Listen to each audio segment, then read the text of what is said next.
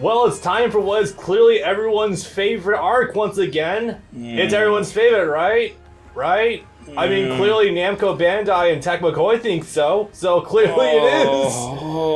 I mean, we had a whole other game dedicated to this called Burning Blood. And we went over this again in Pirate Warriors 1 and 3. And it's got elements of Great Adventure, so... Yeah! Wait, not Great Adventure. Element Adventure. It's wonderful. Boy. You know, you think that we'd have some sort of good jumping off point going into the time skip? I mean, oh god, I'm gonna say something controversial. Okay. Naruto had a better transition to its time skip than One Piece did. Yes. It was smaller, it was more contained, it had actual emotional stakes, it had cool ideas, and nothing was like just tossed out and then just unexplained for years on end. If I'm being completely honest, yeah, I think Oda was trying to create his own Search for Sasuke arc, because because the character that they were trying to save didn't end up getting saved either. Albeit this solution was a lot more permanent. True. And trust me, video games, One Piece video games definitely treat it like treat the Marineford or Summit War or Paramount War or War of the Best. And the video games definitely treat it like their own Search for Sasuke arc. They really do! Because just like there's easily at least 10 or 15 Naruto games whose whole premise is just revolved around that, there's more than a few DS and I guess now PS4 game that are centered entirely around the Summit War / War of the Best / Marineford / Paramount War. I love it. It's great. Ship it, market it. Fucking someone will eat it up, I think. Alright, hey, what's up guys? Welcome back to Let's Play One Piece Pirate Warriors 4. We're getting back into the thick of it with everyone's favorite... Oh, we have one of them playable now. With everyone's favorite playable arc, Marineford. However, we do have a little bit of Sabo to get through first. I look at this the same way I look at Water 7 / Enies Lobby, in that it is one big story arc. Separating them by their locations means absolutely nothing. It is just the CP9 arc. There's no difference. So just all the same, this is all just the Ace arc, I guess, between Sabaody, Amazon Lily, Impel Down, Marineford, post-Marineford, and then go to New World. Yeah, oh yeah, friendly reminder that because of this game's massive crunching of the pre-time skip, no one fell down, so you're not having any of that fun stuff, which is... Thank Christ, those stages suck. Oh, speaking of things that are good that we cut out, hey! Oh boy. Aha. We were talking about this last time. I showed him a clip. Boy, that was depressing. And we cut back to more footage of 3. I'm so sorry, Chris Guerrero. This might be 2, I don't remember. They made a big deal out of Moria being present in 2. He was one of the central villains. That really was. Moria was one of the central villains of that awful, awful game. Yes. Probably really representative of how not great that story was. They had to make Moria a centralized villain. He teamed up with Blackbeard. It's prophetic. He teamed up with Blackbeard. Oh, we definitely are recycling this from Pirate Warriors 3. No, I think that is. This shot is the first one. I don't think is. I don't remember it being that dirty and crunchy. The rest of this is, I'm pretty sure, though. Yeah. Oh boy, this is an arc I still have to find time to watch. I've been too busy with Berserk as of late. But I don't think I'm missing... Honestly, God, these games have told us this story so many times, I'm pretty sure I'm not missing much of actual substance.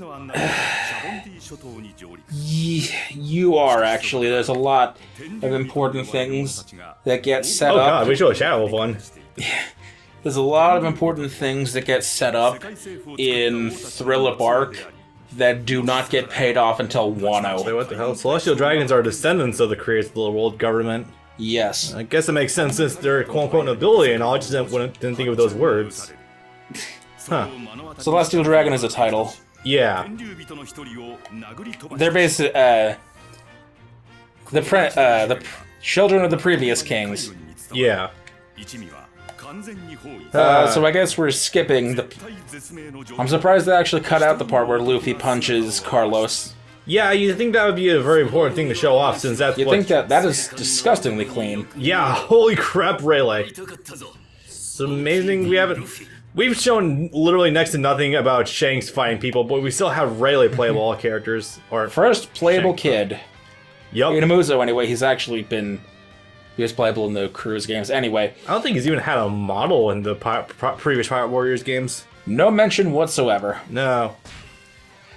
Oh, you're going with Law for this one, okay. Law's the better character, but also these pre-order costumes that I would never otherwise get a chance to show off. All both of these Dynasty Warriors 9 tie-ins. You get Sao Pi, Sao Sao's son as Law, and later on, I don't think she's playable, but Boa Hancock gets one as Wang Yuanji. Hancock does have one. I'm just not sure if she actually has the DLC outfit. She might, though. She does. She's just not a character you get to play as in the story mode, so I won't get to show that off. True. Anytime soon. Yeah, screw it, I'll go with it. I'm amazed it took this long to get him a DLC outfit, actually. He had a DLC of Corazon coat in 3. It was just underutilized since there was only one Dressrosa stage. True. And boy, Dressrosa more than any other arc really compounds that we're getting as much detail as we possibly can because Dressrosa gets like 5 stages to itself. Yeah, I mean, granted, it's a fairly important arc, I think. It is, but it's also the longest. Yeah. It was like 3 years. Is it still the longest, or is that Taliban usurped by now? Wano is going to supplant it sooner or later, but I think it's still Dressrosa. Dressrosa was almost 3 years. True. Because it was started in 2012, 2013, and it ran until almost 2016. Yep. That's a frightening idea. Oh, right, I forgot I can do that. Yeah. I've just been kind of skipping, like, whenever we get to the end of the text instead of letting them finish their sentences. Because it's not like they continue going, oh, hey, we have Bayesian here, too. Yes, we have all but... We have more or less all of the... The only one of the Supernovas, or worst generation, I like Supernova better. Yeah. The only Supernova we don't have at this point in time is Bonnie. You're right. And that's because Bonnie would be the hardest power to actually approximate because her power is the time fruit. She can either age or de-age anyone she touches or herself. Yep. And she just recently used that to go undercover into Marie Joie. Nice. She was posing as the queen of some other country. We don't know a whole lot about her or how old she actually is, so she might actually be Queen Connie of the some kind of food kingdom. Reverie is weird and stupid because there is a King Taco of a Mexico kingdom. Tequila Gundam. Yes. It's just sticking out into the new Dynasty Warriors outfit. I forgot how weird the motion blur was on his hat and sword. Yeah. God, that's blinding. It's really bizarre. Like, I think there's like an invisible layer on top of his like hat by itself to make it look blurry. I like just that. noticed that it turns the spots on his hat from black to blue. That's a good touch. I appreciate that. That's cute. I don't think any other costume does anything like that. Yeah. Yeah. I'm also amazed they use the 9 outfit. I mean, it makes sense, but you think that More recent. more people will be familiar with the 8 outfit. But I guess that kind of adds up. It kind of got skipped over because they did this same thing actually in Pirate Warriors 2, where characters got Dynasty Warriors 7 and Samurai Warriors 3 outfits because 8 wasn't out at the time yet. Oh yeah, you're right. And that is... Remember when Pirate Warriors 2 was new? God. And that is Law maxed out. Woo. Yep. I'm actually amazed you haven't putting as much time into the law, all things considered. They really ought to add the characters who are present in stages but not playable in stages back in. Oh, hey, pre-rendered. I was thinking we could use this opportunity to actually showcase Drake, but nah, he's not selectable, I guess. I'm gonna want to show off the DLC characters in some capacity another time. Oh yeah, for sure. Wait, do his clothes stretch with him kind of like sand clothes do when they turn great apes? Yeah, kind of. Anything that's touching your body is affected in some capacity. We're not really sure. Okay, well, I suppose that adds up. Also, it's a stupid thing, I know, but granted how long it's happened to go, but reminder to everyone that recent studies have shown that T-Rexes probably look nothing like that. In fact, they probably look like giant chickens. Yeah. Just a funny thing to keep in mind. Yeah, but those are stupid. We want to go with the marketable version. You want Big Lizard. Yes. Also, if he looked like a chicken, he would be a lot less... a lot less frightening and intimidating, yes. No, he would fit in a lot less within Kaido's army as one of the Tobi Roppo, the Flying Six. Yeah. Because they're also all dinosaurs. Or, well, no, some of them are dinosaurs. Oh yeah, true. And him being an undercover rear admiral would be kind of blown if he didn't fit the theme. True. I still know next to nothing really about Beige's actual ability. Castle Fruit. He's a castle man, which means he can house an entire army within him, and he has tank treads, so he can move. Because I guess castles can walk. He also has artilleries like a castle might, so he has cannons and guns and crap. Yeah. I guess you could technically say he's a one-man army. Technically speaking, or rather, he is the army, I guess. More or less. Also, God, I forgot how good this game looks in 60 FPS. Yeah. Yeah.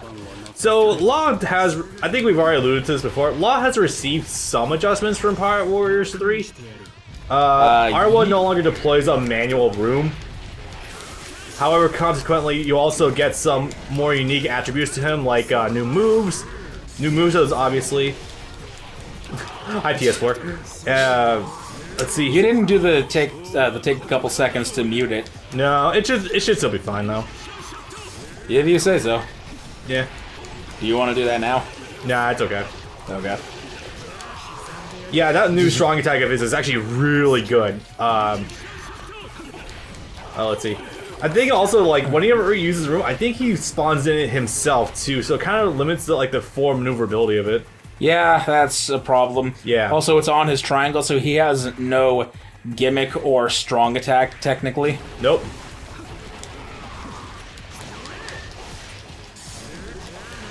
I mean, I think he technically still has, like, kind of the strong attack, the regular strong attacks like Zoro did in Pirate Warriors 3, where, like, you press triangle, go into a combo. Like, I think he can still do that. Maybe. It's been a little bit since I touched Law, I'll admit. I'll try him out later.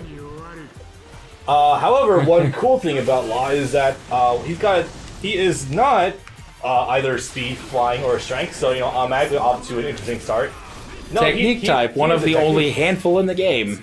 Yes. Now, the game is very bad about trying to explain what the hell a technique type is. From what I understand is that it kind of makes certain attributes it removes better. Character you actually have to think about when using. And in this case, it makes Law's room much bigger. Like, actually an impressive amount bigger. It's pretty fucking huge when you play it under that, actually. When you're bursting. Yeah. It's kind of fucking impressive, actually. Oh yeah, I guess I can share this now since it's a funny thing, and we were bringing this up before. I have actually started Breath of the Wild since before, so that stamina wheel is now no longer foreign to me. It shouldn't have been. You played this game already. I mean, yes, but now I have more of. Well, I thought he was going after me. Now I have more of a perspective about it, and I just gotta say it's nice actually seeing a full two bars. Your max in Breath of the Wild is 3. I know. It's a pain in the ass trying to even level up though because of the speared orbs, but yeah. Honestly, I recommend getting the stamina wheel over getting more hearts. You only really need hearts if you want the Master Sword. Yeah, and I already got the Master Sword, so I don't really need more hearts for the time being, and instead just getting more stamina to raise up how far I can glide. Anyway, we're playing One Piece. Trust me, we're gonna have plenty of time to drift. Oh yeah, definitely. This level is actually kind of difficult. I think it's about escorting the Straw Hats out of here. That's what the second half becomes, or the part 2 to this stage. Yeah, this level's a bit on the beefy side. It's also one of the biggest. Yeah. Sound stage is, for my money, pretty good in this game. It's got some nice size to it, but trying to not use the bridges to maneuver is a huge hassle. The worst one, I think, was in the first game. Yeah, especially oh yeah, that was the one with like the one-ways, right? I think it was. Yes, and also the play. No, okay, there were some pretty terrible elements of the third game, trying to lure the pacifistas towards in a certain direction, and they just stop moving for minutes at a time sometimes. Yeah. We also going to run to the pacifistas in this stage, obviously. They're not as annoying, but they can. Pacifistas are a new category. They're giant enemies now. Oh yeah, right. Because Kuma is like 12 feet tall. That really is. Holy shit. Unfortunately, when you're trying to fight the pacifistas in this game, they lose their hurt boxes sometimes, depending on the part of the stage you're in. I'm doing this stupid right now. I'm not actually going after the objective. I'm trying to actually take the bases. I don't need to do that. No. Plus, you'll automatically lose the bases anyway. Yeah. It's really fucking annoying. Damn it. Yeah, I use this level. It's kind of fun to use. Not like he takes some practice. Like he's got the neat gimmick of attaching the mechanical arms to him, and it's kind of cool. But I can't tell if there's things about his gameplay I'm missing because I feel like he just becomes like a big bruiser with the bigger arms. But I can't feel like I don't know. There just seems like there should be more to him than just that.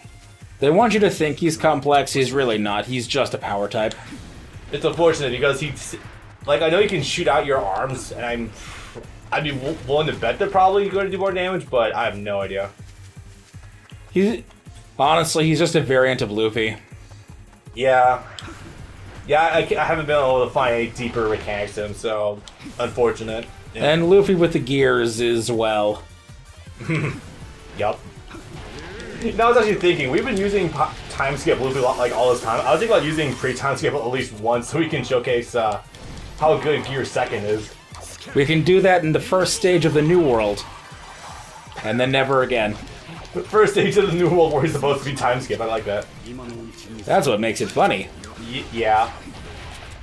Oh yeah, no, we are going to want to use time skip Luffy in Marineford because that level is fucking huge. You mean the 4 of them? Yes. Well, particularly the first one is like unreasonably large. Yes, and it also tells you to go to west before going north, even though your main objective is north. That's game design. I really don't still like it level because of having to go through, Dream Log. The last level where Treasure Log. Treasure Log, yeah. It was horrid. Having to deal with the giant fuck-off stage and constantly running away from all the admirals. No, thank you. I'm good on that one. You know what really pisses me off, though, is how little integration with the rest of the game that Treasure Log has. That the DLC doesn't even include any new Treasure Log stages. At least in Pirate Warriors 3, every piece of new DLC included some special themed Dream Log stages, and they were really cool most of the time. Like the Davy Back fight as hosted by Buggy, or go up to Skypiea with the 3 brothers to search for treasure, or help Bellamy join the Don Quixote family for real. Yeah. You don't get any of that in this game, and that's sad. Oh god, just remember the central area of this fucking level is literally divided in half. So you essentially have to conquer it twice in order to have a centralized region. Oops. I got my fucking muscle memory. I'm so hopped up on Jump Force Switch right now. Oh boy. That having a drop-down menu of your super attacks. And it's like, wait, that's not the button that uses Cell Explosion or Perfect Barrier. Yeah. Because that's one of the moves that I have because it goes through guards sometimes. It's also just really good because I think that move actually makes you invulnerable on during the activation. You know, it's funny in that game, I forget if it's based on your playstyle, but one of the first moves they give you is actually one of the best projectiles in the game, and that's Pistol Kiss. It's that good. I vaguely remember that move having some really fucking good startup. It's one of the only projectiles in the game that doesn't actually have a distance limit. Huh.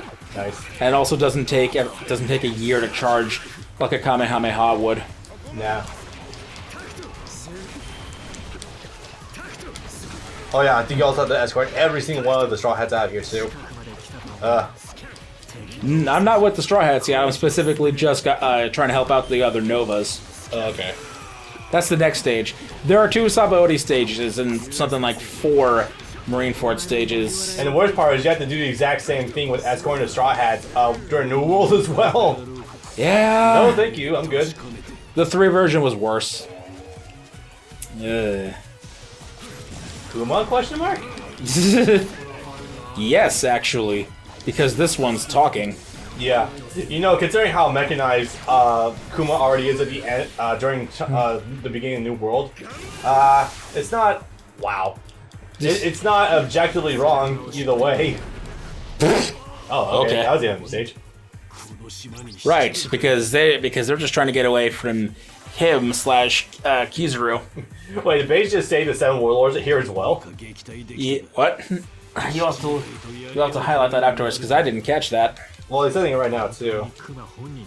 I don't think Mihawk's. I thought literally the only person from higher up for the Marines showing up was Kizaru. That's it.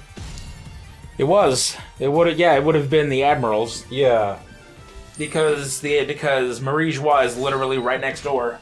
Right. Yeah, that would explain that. Because they're at the entrance to the Red Line, and Marie Joie is right on top of the Red Line. Yeah. True.